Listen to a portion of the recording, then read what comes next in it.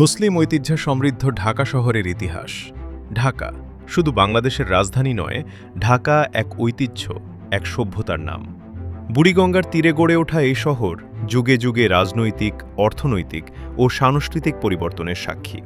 বিশেষ করে মুসলিম শাসনামলে ঢাকা পেয়েছে তার স্বর্ণোজ্জ্বল পরিচয়।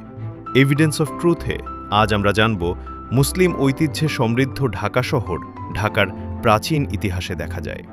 খ্রিস্টীয় সপ্তম শতক থেকেই এখানে জনবসতি গড়ে ওঠে, তবে ঢাকা প্রকৃত অর্থে নগররূপ লাভ করে মুসলিম শাসনামলে, বিশেষ করে মুঘল আমলে।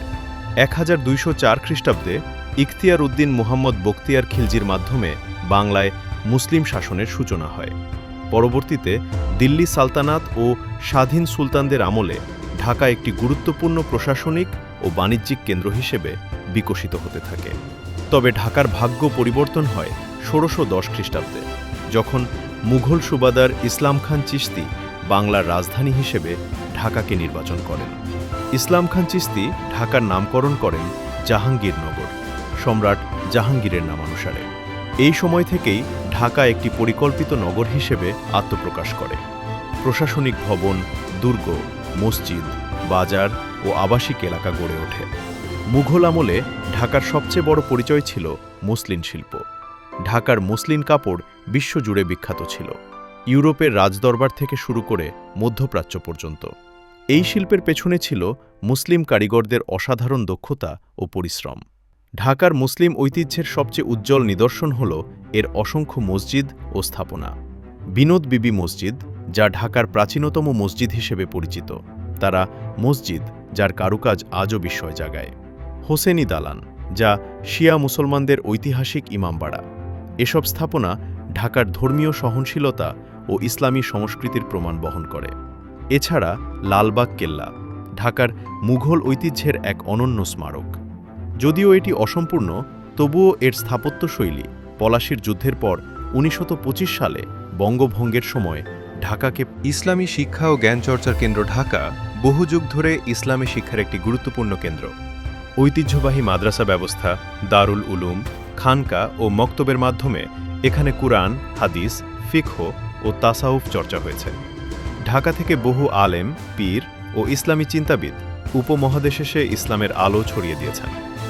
মুসলিম সংস্কৃতি ও সামাজিক জীবন, ঢাকার মুসলিম ঐতিহ্য কেবল স্থাপত্যে নয়, এটি প্রতিফলিত হয়েছে পোশাকে, খাদ্যাভ্যাসে, সামাজিক আচার অনুষ্ঠানে, ভাষা ও সাহিত্যে। রমজান মাসে ঢাকার ইফতার সংস্কৃতি, শবে বরাত, ঈদুল ফিতর ও ঈদুল আজহার জামাত সবকিছুই মুসলিম সমাজ ব্যবস্থার গভীর শিকড়ের পরিচয় বহন করে। ঢাকার ঐতিহ্যবাহী অঞ্চল ও মুসলিম পরিচয়: পুরান ঢাকা, শাঁখারী বাজার, ইসলামপুর, চকবাজার, লালবাগ। এসব এলাকা মুসলিম ঐতিহ্যের জীবন্ত দলিল।